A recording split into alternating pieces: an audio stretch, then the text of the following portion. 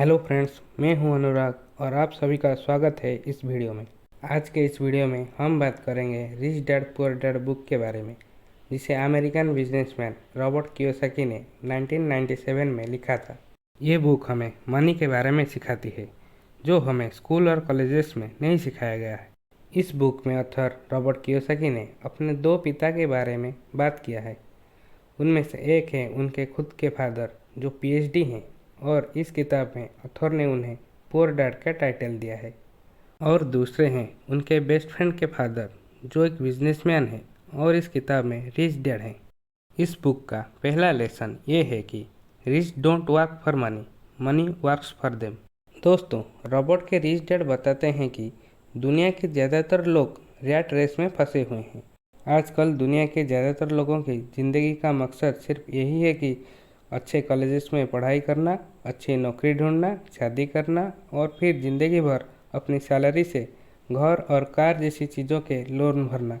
दरअसल लोगों को ये नहीं पता कि इस तरह की लाइफ में वो मेहनत तो सबसे ज़्यादा करते हैं, लेकिन उनकी मेहनत का फ़ायदा किसी और को ही होता है।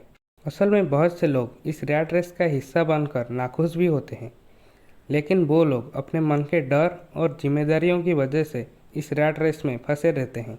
रिच डैड कहते हैं कि सबसे पहले अपने मन से इस डर को ख़त्म करके रैट रेस से बाहर निकलना चाहिए और कुछ ऐसा करना चाहिए कि आप पैसे के लिए नहीं बल्कि पैसा आपके लिए काम करे। और lesson number 2, keeping money is more important than making money. दोस्तों, दुनिया में आपको बहुत से स्पोर्ट्समैन और सेलिब्रिटीज़ देखने को मिल जाएंगे जो एक टाइम में तो बहुत अमीर हुआ करते थे, लेकिन आज उनके पास कुछ भी नहीं। असल में लोग इस तरह अमीर से गरीब इसीलिए बन जाते हैं क्योंकि उनमें फाइनेंशियल एजुकेशन की कमी होती है, यानी उनके अंदर पैसों को मेंटेन करके ग्रो करने का हुनर नहीं होता है। रिच डैड इस फाइनेंशियल इलिटरेसी का एग्जाम्पल देते हुए कहते हैं कि घर एक एसेट नहीं बल्कि लायबिलिटी है।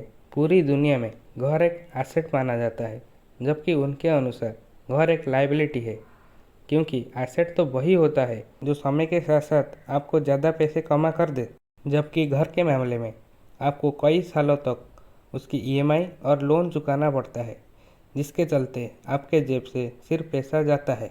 यानी कि रिच डैड उन चीज़ों को एसेट मानते हैं जो कि आपको घर बैठे पैसे कमा कर देता है। वो कहते हैं कि अमीर बनने के लिए सिर्फ पैसा कमाना ही काफ़ी नहीं होता, बल्कि पैसे को कमाकर उसको मेंटेन और ग्रो कैसे किया जाए, ये सीखना सबसे ज़्यादा इम्पोर्टेंट होता है।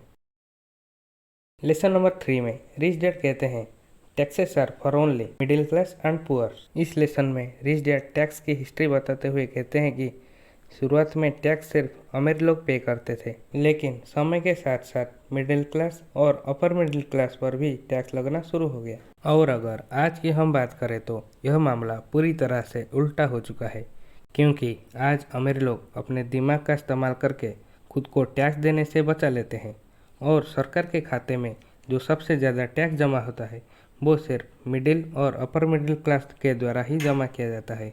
बड़े बड़े बिजनेसमैन पहले पैसे कमाते हैं, फिर अपने ज़रूरत को पूरा करते हैं और लास्ट में जो पैसा बचता है उससे वो टैक्स भरते हैं, जबकि वहीं मिडिल क्लास लोग पैसा कमाने के साथ ही टैक्स भरते हैं और जो पैसा बचता है उन पैसों को वो अपने लिए खर्च करते हैं।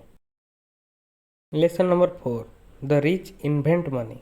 दोस्तों, Jeff Bezos, Bill Gates, Elon Musk, Mark Zuckerberg और भारत की अगर बात करें तो धीरू भाई अंबानी, ये कुछ नाम हैं जो दुनिया के अंदर एक ऐसा बिजनेस और एक ऐसा आइडिया लेकर आए जिसके बारे में इनसे पहले किसी ने भी नहीं सोचा था, और उसी आइडिया से इन लोगों ने पैसे को इन्वेंट किया।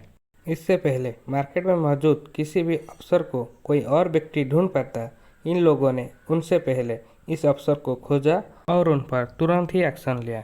इसीलिए कहा जाता है इन लोगों ने पैसे को कमाया नहीं बल्कि उसे इन्वेंट किया, क्योंकि ये दुनिया में वो सब चीज़ लेकर आए जो कि यहाँ पहले से मौजूद ही नहीं थी। इसी तरह आपको भी सिर्फ पैसा कमाने के बारे में नहीं बल्कि उसे इन्वेंट करने के बारे में भी सोचना चाहिए। Lesson number 6, rich learn all the time and know how to sell their idea. असल में ऑथर इस लास्ट लेसन के जरिए हमें यह समझाने की कोशिश करते हैं कि अमीर इंसान कभी भी नई आइडिया और नई स्किल को सीखना बंद नहीं करता है और उसी आदत की वजह से उसको हमेशा यह पता होता है कि अपने प्रोडक्ट और अपने आइडिया को पूरे दुनिया में बड़े लेवल पर कैसे बेचा जाए। तो आज के इस वीडियो में सिर्फ इतना ही था। अगर आपको ऐसे ही नॉलेजेबल कंटेंट देखना है तो हमारे इस चैनल को सब्सक्राइब कर लो। अगर आप ये किताब खरीदना चाहते हो तो डिस्क्रिप्शन में लिंक है, जाकर देख लो। और अगर वीडियो पसंद आए तो लाइक शेयर एंड सब्सक्राइब कर लो। तो मिलते हैं नेक्स्ट वीडियो में। Thanks for watching.